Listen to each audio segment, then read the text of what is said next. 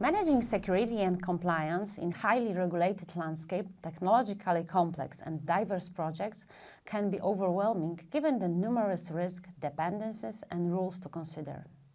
Cyrima simplifies this process by providing a robust tool tailored to assist organization and project teams in delivering high-quality, secure, compliant projects and products within EU.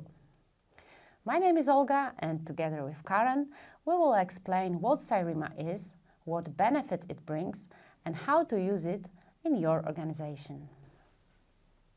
Cyrima tutorial consists of 4 modules. In Module 1, you will gain an understanding of Cyrima and its role in enhancing efficient and high-quality project delivery within your organization. Module 2 will provide a detailed walkthrough on installing, configuring and administrating Cyrima.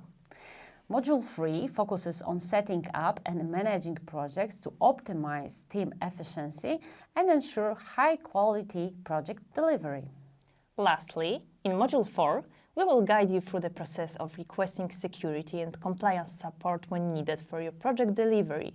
Now, let's begin with Module 1, where Ola will introduce you to the basics of Cyrima and its value to your organization.